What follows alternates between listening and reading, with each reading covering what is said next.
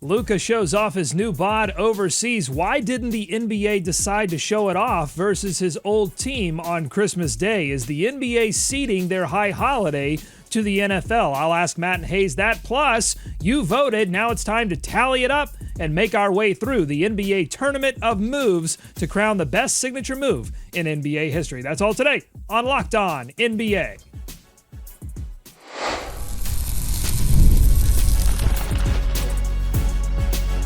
You are Locked On NBA, your daily NBA podcast. Part of the Locked On Podcast Network, your team every day. Welcome to Locked On NBA. Thanks so much for making us your first listen of the day. We are free. We are available wherever you get your podcast. Part of the Locked On Podcast Network, your team every day. Today's episode is brought to you by Game Time. Download the Game Time app, create an account, and use code LOCKEDONNBA for $20 off your first purchase. I'm Doug Branson, host of Locked On Hornets and your Shot Clock Sherpa, guiding you through the NBA's biggest stories with the help of Locked On's local experts. And I have two of the best with me, as always, from the Locked On Nuggets podcast. He's a senior NBA writer for the Action Network, Matt Moore. Matt. Welcome back, Doug. We really missed you. We didn't have nearly enough self-loathing about the Charlotte Hornets on the show, so we're very glad to have you back to return that staple of the program. Oh, that's great. I'm always happy to provide more self-loathing. From the Locked On Bulls podcast, he's also a Bears and Bulls content creator for Bleacher Report. It's Haize. Haize. Yeah, it's been a long week without you, Doug. Like, me and Matt went back and forth on hosting shows. Like, we're glad to have you back. You can't keep leaving us, man. You just can't keep doing it. You boys did a fantastic job. I enjoyed every second, both of my vacation and of watching your shows. I'm sad I missed the Trae Young debate that you guys had. That was a particular highlight for me. But we move on. It's schedule release week in the NBA, and we already have games to dream about on opening night and on Christmas Day. But there was one game that was noticeably missing. Luka 2.0 and the Los Angeles Lakers versus his old team, the Dallas Mavericks, nowhere to be found. Here's Locked On Mavs and Locked On Lakers on whether or not the NBA got it right by leaving this game off the list.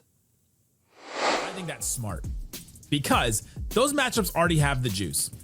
People are going to tune in on those matchups. Why waste one of those on nights that already have like some built-in hype? You put the Lakers on TV on Christmas almost no matter where they are in the conference. They've got Luka, they've got LeBron. They should be very good, but that's sort of secondary. They're the Lakers. You can put them on TV whenever. That's not the same with the Mavericks. And I think you look at Dallas, Kyrie Irving will not be back on the floor by Christmas. You never quite know with Anthony Davis. You don't exactly know what that team is going to be. I think the league is just going with a more sure thing. LeBron and Luka versus, KD and the up-and-coming Houston Rockets. That's a high floor game. Even if you think higher ceiling for Dallas Lakers, I don't know about that, but it's a lower floor for sure. Haize, is the NBA playing it too safe? And is that the right move as they face continued competition from the NFL for Christmas Day dominance? Yeah, I do think they're playing it a little too safe. I actually disagree with Nick there. Like, I get it that the matchup does already have juice, but it's not the same as Christmas Day where everybody's off work, everybody's at home around the TV watching it together. I think that matchup should have been there, and that's what they should do. So I disagree a little bit with Nick there. But the thing is that you do have now the NFL encroaching on Christmas Day. You can't take that lightly because, listen, the NFL, it used to be everybody would respect each other's dates. That's not happening anymore. You need the big guns out there. Yeah, I'm surprised the Lakers Warriors isn't on Christmas too. Like, I would have thought they would. I'm fine with them double booking it. That's the matchup that all the casuals want to see, so give it to them twice. I'll actually go a little bit further in this direction. And I'll suggest this. Why are we talking about the Dallas Mavericks on national TV at all? Why are they on Christmas? They don't belong there. This team's going to suck. They have no point guard. D'Angelo Russell's their point guard. What are we doing here? Like, I get it. Cooper Fly, number one pick, if they have juice, usually gets a spot on Christmas Day. Fair. The Warriors? What? Who cares? Like, we already saw this. Luka came back to Dallas. We already saw that. Luka came back to Dallas. They won. It's over. We've done that. It's gone. That part is much like the Dallas Mavericks and their era of contention. It's over. We don't have to talk about them anymore. They don't belong on opening night. They don't belong on Christmas. They belong on what would have been NBA TV in January. Do you agree with that, Haize? I mean, they've got Cooper Flagg. That's still going to be a draw. He's the number 1 overall selection. You've got Anthony Davis. Isn't that enough to get them at least a few national TV games? I think so. I mean, usually the number 1 overall pick is enough to get it alone. The fact that the matters that the Dallas Mavericks still have a pretty solid team, and they should be an entertaining team regardless. I think that they should be on more national televised games. People want to see Cooper Flagg. I think that was evident even last year in college. So I do think they should have a little bit more juice there. But I got one for you, Haize. Who belongs on Christmas more, the Dallas Mavericks or Giannis Antetokounmpo? Oh, Giannis by far. It's Giannis. Guess who's not on Christmas? Like, if you look at this slate from the superstar perspective, if you look at it from that kind of a viewpoint, that's where it's like you go up and down this list and you're just like, wait, what? Why? Okay, Cavaliers, best team in the Eastern Conference, Donovan Mitchell. New York Knicks, Jalen Brunson, Karl Anthony Towns. Victor Wembanyama versus Shai Gilgeous-Alexander. Kevin Durant versus LeBron James and Luka Doncic. The nightcap, Anthony Edwards versus Nikola Jokic, Steph Curry. And then there's the Mavericks and Anthony Davis, maybe if he's playing, sticking his tongue out like that last dragon. It doesn't make any sense. Well, we did get a chance to see Luka Doncic overseas as he made his debut in Eurobasket 2025. Matt, did you get a chance to see it? Do you have any thoughts? It seemed like he got good reviews, 19 points, 5 assists, 3 rebounds. He got good reviews from Locked On Lakers today. Did you get a chance to watch it, and do you have any thoughts? Saw the clips. Looks jacked. Looks great. Looks like he's in great condition. He's done this before. Again, he's looked great in international play before, and then for whatever happens, by the time we get to training camp, it's a different kind of story, and then by January, it's a much different type of story. So not going to be kind of shaped by that. But look, Luka's awesome. He's always awesome. Even when he's not in shape, he steps on the floor and is incredible. The bigger story would just be the only real story would be if he stepped on the floor and was bad. Then it'd be like, hey, what happened? Like, did the conditioning mess with something? Like, that would be like an interesting twist, but not really a likely one. So, he looks great in the clips and the highlights that I ran down, but not much, I think, to get really ramped up about friendly before Eurobasket. Haize? Yeah, I mean, I saw me and Swarper got to cover it on Friday's Locked On NBA game night. I mean, he looked really good. It's good to see Luka in shape. He's going to have to stick to it because, like I always go to, Matt brings up, he's done it before. I always go to Zion. Zion's been in the best shape of his life probably in 3 off seasons, and it hasn't lasted by time in December. So hopefully, and Luka's different. I think Luka's a lot more motivated right now. And if I had a bet, I think he's going to stay in the shape, and I can't wait to see what that looks like. And if we see a Luka that has more tools in the bag, which was already a pretty toolsy player as is. He also showed up in a car, forgive me for not knowing the pronunciation, the Rimac Nevera, which apparently cost $2.2 million. Oh. Seemed like he struggled to get into it. Seemed like he was annoyed that he could not get into the car from what I saw. So yeah, it's a very expensive car. And sometimes those things can be a little bit complicated. Let's move from a 5-time All-Star to players that could be first-time All-Stars. It's a topic of conversation across the network of Locked On NBA podcasts today. Locked On Magic was talking about the major improvements that they've seen from Franz Wagner's game as he works his way through Eurobasket. And Locked On Grizzlies host Joe Mullinax has a surprise pick for a future first-time Grizzlies All-Star. Let's take a listen. I do see a road, a path to Zach Edey being an all-star. Now, I do want to stress, before people get in the comments or hit me up on X at Joe Mullinax and say that I'm drinking the Kool-Aid, it's one of those things that everything has to go exactly right. I think that there has to be heightened opportunity for Zach. I do believe this season is a good example of that. We've talked a lot about Gigi Jackson being in the mix for that 5th starter role because of the lack of offensive scoring. If you go with KCP and Jalen Wells, Edey could pick up a little bit of that offensive load, especially since Jaren Jackson Jr., who we'll talk more about later on in the show, is such a perimeter-based big. Matt, he name checks you as an Edey hater, so I'll give you first crack at the egg here. And if you want to check that out after the show, go over to Locked On Grizzlies for their latest. You can give me your Zach Edey All-Star chances thoughts if you'd like. I'm really interested in who you think, and Haize, who you think I should place a prop bet on for first-time All-Star. Matt, we'll start with you. At Joe Mullinax. Oh, hang 1 second, Doug. Oh, you're drinking something, but Kool-Aid is not it. Preposterous, ridiculous, nonsense. Come on. 1, kid's going to be out to start the regular season. So we've got a shortened timeline for him to make up that difference before he gets to All-Star, before the voting ends in January. Second, he's going to have to, kind of get his conditioning back coming off of the surgery to be able to recover and be there available in time. Third, he is maybe the fourth best player on the team. Maybe on that, from that perspective. But I get where Joe's coming from, because he might put up numbers, which is what everyone kind of uses to kind of encapsulate the idea that he's actually impactful. I do think if we're talking about first-time All-Stars, I will actually rob Haize here. I will swipe from him and take a Houston Rocket. How about Amen Thompson? I think there's a possibility that Amen Thompson. Yeah, that's right, buddy. Don't let me go first. I knew. Well, I was looking at the rundown and I was like, I want Amen Thompson. I was like, man, if I don't go first, I'm not going to get him. I'm going to take Amen Thompson here because I think he's really got the ability to get that done. An interesting one, though, is if the Blazers are surprisingly competitive, who gets that spot? Like, if somebody is like really standout, is it Shaedon Sharpe? Is it Scoot Henderson? Is it Tamani Camara? Is it Hanson Yang? Like, who's the guy for the Blazers that could kind of surprise people? That's an interesting one, I think, but I will go ahead and take Amen Thompson as the obvious choice.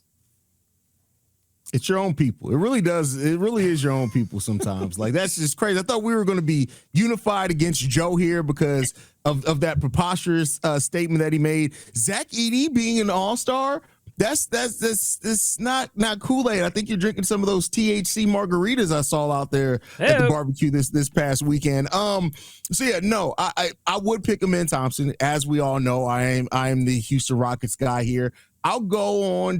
I want to be clear. My pick is Amen Thompson. Before the nature of the conversation, I'll say Derek White. All right, why Derek White? I think Derek White is. I think he's shaped up to have a large offensive workload this year with the Boston Celtics. Somebody's going to have to step into that. He's going to have a lot of shots. One of the criticisms I've had on Derek White is so many of his shots are assisted or considered nearly wide open because of the gravity of Jason Tatum and Jaylen Brown. He's going to have to do more, and I think if he does, because the opportunity is there, he has a chance to be an All-Star this year. All right, let us know what you think on YouTube, youtube.com/@LockedOnNBA. Coming up, you let us know what you think about our NBA tournament of moves. You voted, and we will work to crown the greatest signature NBA move of all time. We start with some big hitters, the 1 versus 16. We've got Kareem, we've got Hakeem. That's coming up on Locked On NBA.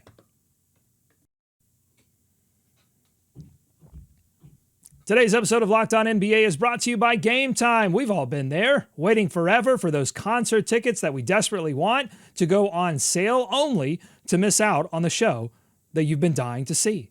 Buying tickets should not be stressful. That's where Game Time comes in. Game Time makes getting concert tickets fast, easy, and affordable.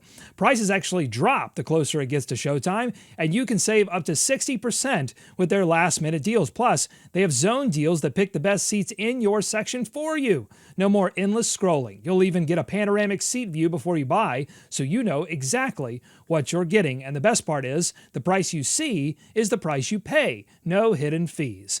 Take the guesswork out of buying concert tickets and show tickets with Game Time. Download the Game Time app, create an account, and use code LOCKEDONNBA for $20 off your first purchase. Terms apply. Again, create an account and redeem code LOCKEDONNBA for $20 off. Download the Game Time app today. Last minute tickets, lowest price, guaranteed. More Locked On NBA ahead. Thanks for making Locked On NBA your first listen every day. Let's have some fun. A couple of weeks ago, we announced we will be doing a tournament to determine the greatest NBA signature move of all time. We put it to you, the listener, to vote on our YouTube channel. And we got the voting in for the first round, and now it's time to hear what Matt and Haize think about these matchups. We'll be doing this all week long. We start with the 1 versus 16 matchups, and we've got Kareem Abdul-Jabbar Skyhook as the number 1 seed versus Shai Gilgeous-Alexander and his Matt Moore dubbed zombie push-off move. The YouTube vote is in, and the Skyhook wins overwhelmingly 94-6. For the fan vote, but now we've got Matt and Haize to discuss. Haize, we're going to start with you. This really isn't a contest, I don't think. So let's talk about just what makes Kareem Abdul-Jabbar's Skyhook so special to you. I think the memories, the fact that it was like one of the few moves that was like there's no guarding that. Like, what are you going to do against something like that with that size? His ability to get it off where he got it, like it was so difficult to stop. So, and it's just a classic move. People try to replicate it, but it's never the quite the same. So yeah, definitely Skyhook here, no question. Yeah, I mean, I think Shai's too new, right, is part of this. I did have somebody on Blue Sky comment, of course Shai's signature move is an offensive foul. And I was like, no. If you read the rule book, it's actually not an offensive foul, but that perception is part of it, though. It's like you have to technically it's not an offensive foul versus the Skyhook, which was just, a brilliant piece of artistry from one of the all-time legends, the greatest scorer of all time until LeBron came along. And so the fact that it was unguardable, the fact that I do kind of wonder this, Haize, like, does it have this is an interesting question of the move itself versus the player that did it. Like, the move is not what it is if it's not Kareem doing it, much like if Dirk's doing it. A one-legged fadeaway from Luka is not the same as it was from Dirk, right? And so there is kind of a combination of the specific player with that specific mechanism. And Shaq's, I think we'll talk about him later, I think is in that kind of category of you have to have that specific physical presence to make it work, but it is legitimately iconic. So I would actually argue that I do think this one's a little overrated, especially in modern context, but it absolutely has to advance past Shai's push off here. This is very much like that number one seed. It's like a really great team, soft conference schedule, though, is my opinion. And it might be overrated. I don't think it's overrated, but it might be overrated. And I think if it were done in today's time, people would complain constantly about how much it was overused by Kareem. And a lot of the ways that people complain about SGA and his foul baiting, Kareem himself estimated that 75% of his now second all-time leading points were generated from the Skyhook. I mean, can you imagine the modern first take type of conversations if Kareem was just hitting the Skyhook over and over, nobody could stop it, and he was accumulating that many points from one single move? The tush push of the NBA. It's incredible.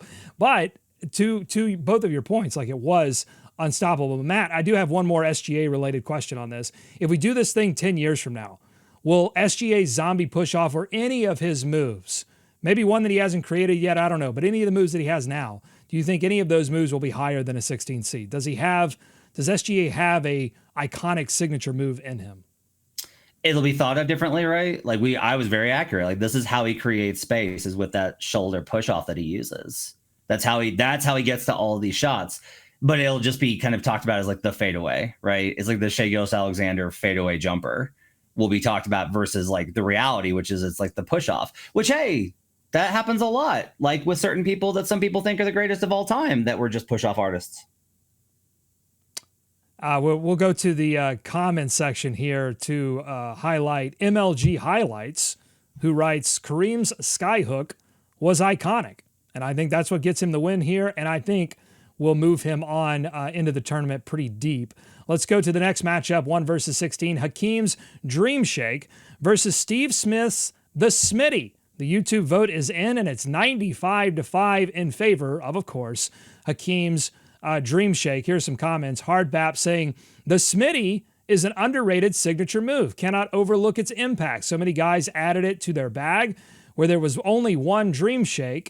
Others added it to their bag. Now, I'll say for those that don't know, the Smitty was essentially a shoulder fake hezzy dribble move that allowed Steve Smith to get to the rim pretty consistently, particularly on the baseline. You can look this up on YouTube. He goes over it on, I believe it was NBA TV, and Shaq noted that it was a move that he found very difficult to guard. So it was a thing, Matt, but obviously Hakeem's Dreamshake, the overwhelming win here.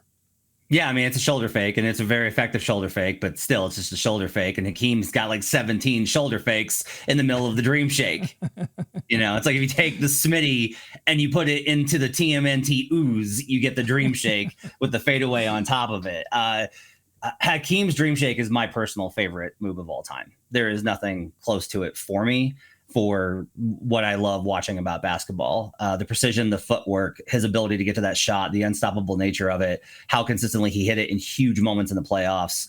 I do think that Steve Smith is kind of underrated historically as like what he was able to bring to the game and how he was able and how he played. But as good as that move was, the fact that it's not actually a scoring maneuver and is just a dribble move, I do think is you've got to be Allen Iverson crossover in order for it to reach that kind of level. So yeah, for me, I mean, like the Dreamshake it's going to be tough for me to go against the Dreamshake in any matchup we're going to find. Yeah, the Smitty is the fact that it is now more easily replicated and people still can't do the Dreamshake. I think is a big part of what hurts it in a tournament like this. The Dreamshake is a dream for a reason. Like it's nobody can do it like that. So much like with the Skyhook, it's one of those moves that you can't replicate. Who did it, how he did it, and the effectiveness in which he did it is it's ridiculous. It's one of those moves that everybody knew what he was going to do. You couldn't do nothing to stop it. So like, how does that not go forward in a tournament like this? It was an amazing move by an amazing player, and I don't know if anybody's able to ever replicate it the way he did it. All right, so we have two very overwhelming wins, at least in the fan votes, and I think both of you are voting for the number one seeds here. Any objections to that? We good there? Yeah, we're good. Okay, so my question then is, what's the toughest competition ahead for these two favorites? As you look at the seeding and the way this tournament's going to shape up, what moves do you think could potentially knock off these two number one seeds? Haize, we'll start with you.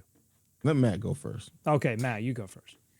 Dr. J's reverse scoop is looming, I think, on Kareem's side. That one's going to be tough for me because of how often you see that in any sort of like video package for NBA history.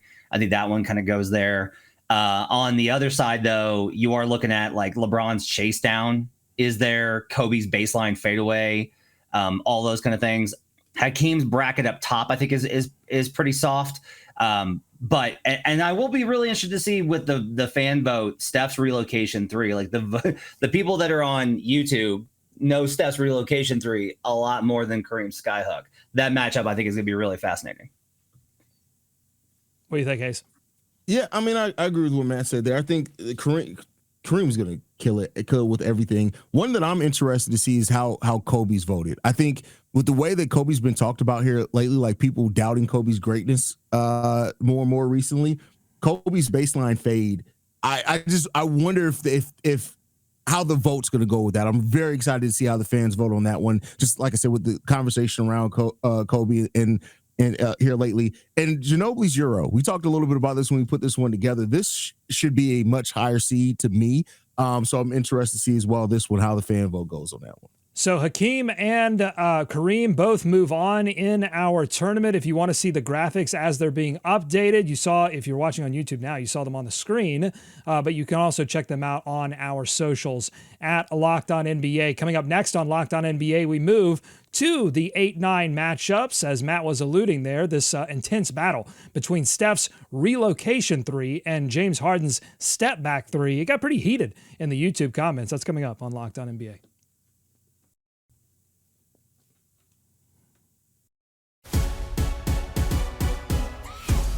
Thanks for making Locked On NBA your first listen every day. We continue on in our Locked On NBA tournament of moves with the 8-9 matchups.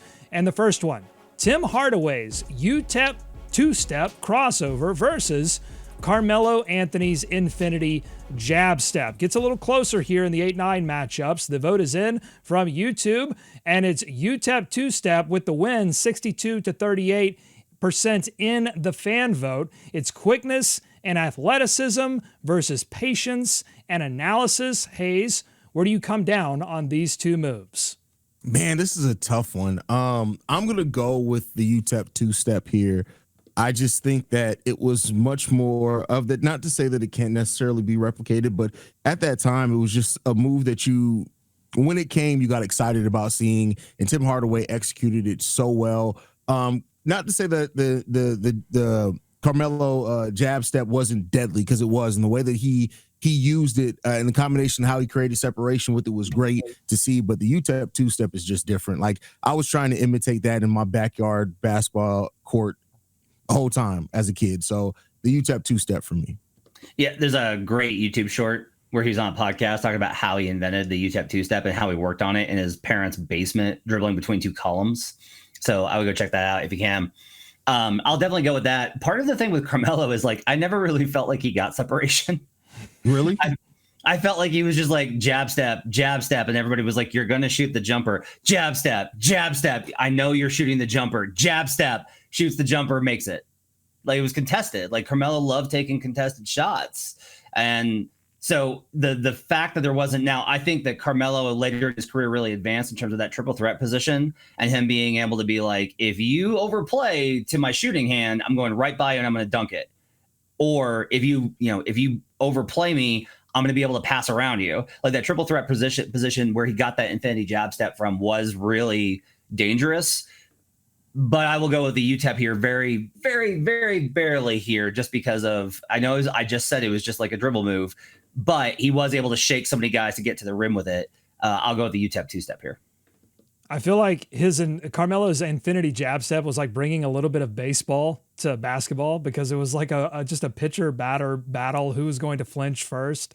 And maybe he didn't create separation, but he made you think so much that maybe just that little bit of hesitation on the defender's part opened something up for him on that jump shot. You mentioned Tim Hardaway in that interview, and I don't know if it was the same interview, but he did also claim that he invented another move, a very similar kind of move that's coming up on one of these matchups. He claimed he invented the killer crossover, not Allen Iverson, who he claimed actually carries the basketball in his crossover, whereas the UTEP's, yes, like, talk about greed. You've already created a crossover that is world-renowned. It has cool branding, UTEP Twostep, and then you go, no, I also invented that killer crossover, not Allen Iverson. That was the boldness, the brashness, the confidence that was Tim Hardaway. But that move, his crossover, and AI's crossover too, it has that when you watch the highlights, even more than the dominance of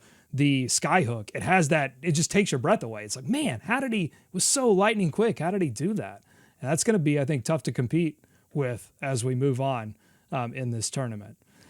So let's move on to the other 8-9 matchup, and it's a battle between two different three-point shots. It's James Harden's step-back three versus Steph Curry's relocation three. And the vote is in, and we've got our first upset, at least in the fan vote, and it goes to Steph's relocation three, winning overwhelmingly 67% to 33% in the fan vote. The conversation in the comments was heated. I'll get to that in a moment, but let's go first to Matt. You've got an ISO nightmare in Harden's three versus a movement shooting movement in Steph's three. Matt, are you going to save Harden from the upset, or are you going to doom him?